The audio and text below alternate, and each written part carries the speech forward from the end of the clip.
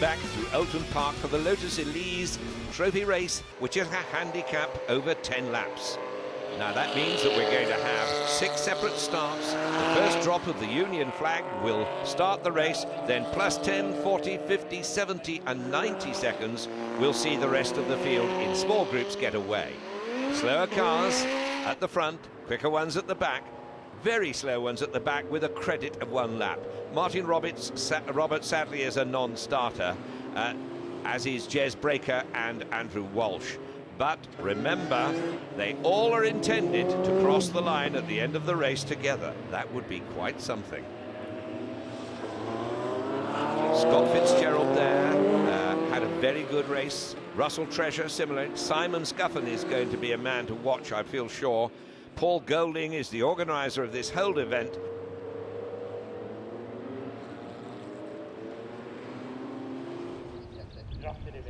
The cars take their final places, and we wait for the starter to raise the Union flag, and the first group of 3 cars get away. Off the line, it's James Knight, Hansbaum Hart, and we're on board with Paul Harding as they set off to Old Hall, the first corner, and down the avenue. After 10 seconds, we now have Gavin Kirby, the Class A winner from the last race, getting away with Michael Edwards, Doug Setters and John Thorne. And there goes a somewhat lonely group led by Neil McCain and Christian Watkins in number 3. The next group, after 50 seconds, David Skeggs, Nick Kay and David Harvey set off on their handicap race. Already well down the order. Now, 70 seconds after the original start, we have the next group of Andrew Kell, Steve Williams, Russell Treasure, who made an incredible start there, and Simon Scuffin. And as they go through Old Hall and down the avenue into the Cascades, it's a very competitive group, with Russell Treasure now leading that group from Steve Williams as the last group get away. 90 seconds later, and here you see Scott Fitzgerald on the right and Chris Randall going into the lead at Old Hall corner of his group, I emphasize. Remember, they're 90 seconds after the original start, and those 4 cars at the rear are probably credited with 1 lap, so they may appear to be in the lead halfway through this event. On board with David Harvey, and he's certainly having to work to control the car on the exit of Fulstons, but now he's on the way down to Knickerbrook and he's getting up alongside David Skeggs, and through he goes to take that place and now set his sights on Nick Kay. And look at this for a terrific battle between the 3 cars. Steve Williams, then Simon Scuffin and Andrew Kell in the blue car as they go over the top and down into Knickerbrook. So Simon Scuffin has got well away from that group, and we can see him crawling all over Russell Treasure, and as they come into Lodge Corner, he's trying to go all the way around the outside, and that is brilliantly done, though I am wondering whether we saw a spurt of exhaust from Russell Treasure's car. Is he in trouble? Andrew Kell has behind him now Chris Randall, number 88, and as they go up Clay Hill, Randall is certainly trying to pick off another notch, and there he goes through at Druids. Andrew Kell followed by Steve Williams, those 2 still having a tremendous tussle, but Chris Randall, who started with a 90-second delay, is certainly moving up the field extremely well. Of course, he has a lot of work to do. This is only a 10-lap race. Here they come, and still Kell and Steve Williams battling it out. Randall beginning to move away, and there goes Doug Setters, and there's Paul Golding going through at the front of that group, and we're now on board with Simon Scuffin, and we can see just how rapidly he is lapping this Oulton Park circuit. past two cars there. Here's Tess Howell on the right-hand side as they come into Knickerbrook. And that's Golding, then Setters. Remember, Golding was leading the race, and behind them we've got Simon Scuffham coming through the exit of Knickerbrook. And as they go up Clay Hill, Setters looks to go past Golding. He does, but with Simon Scuffham, an ever-present shadow. Into Druids they come, still nose to tail.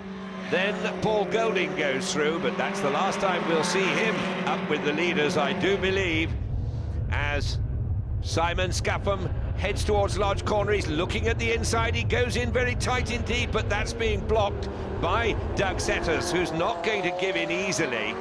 And the rest of the field, we can see them all getting closer and closer together as the effect of the handicap unwinds. But Simon Scuffham has got it now. He goes into the lead as they head towards Old Hall Corner. Russell Treasure is out of the race. What a pity. Now, Simon Scuffham, we believe now is the race leader, and then pursuing him is number 18, Steve Williams. Then 14, Hans Baumhart goes through. We're on board once again with David Harvey, and going up to the top of the hill before diving down into Knickerbrook. And he has on his side, that's Gavin Kirby, our Class A winner in this earlier race. He overtakes him, goes into Knickerbrook, and through the corner, a rush of cars going through as we come towards the climax of this race. The handicapper's effort was to try and get them all crossing the line at the end of the race together. I'm not sure he's doing a bad job right at this moment. Oh, shame.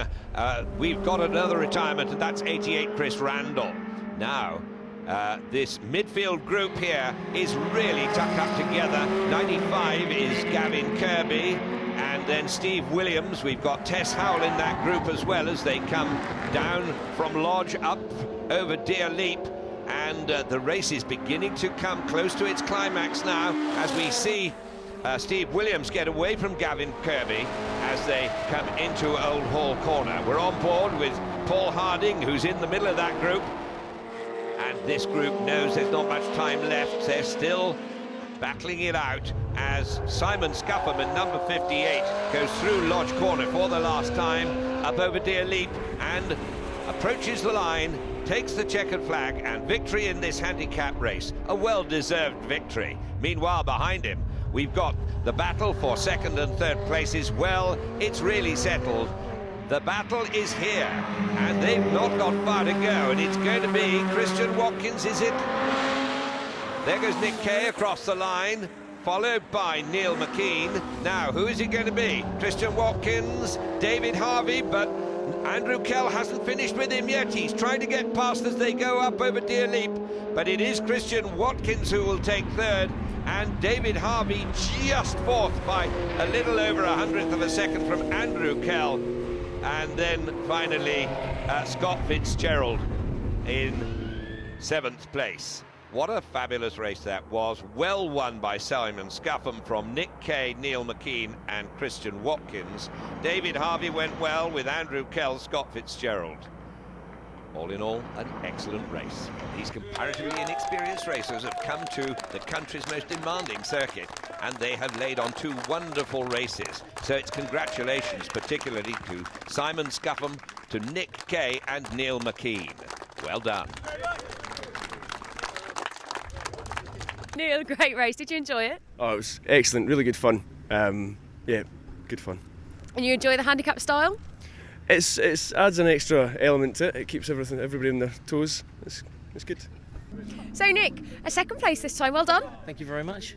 How was your race? The first race wasn't too good. We had a lot of problems with the brakes. Second race, I loved every minute of it. I really enjoyed it. It was great fun. Simon, a great race. Did you enjoy it? Yeah, for the first time this weekend, I actually enjoyed that. I was having a horrendous weekend and was almost ready to throw the towel in because the car just wasn't working, but whatever it is, it's working now. You've got no idea mechanically what it was? Well done, mother.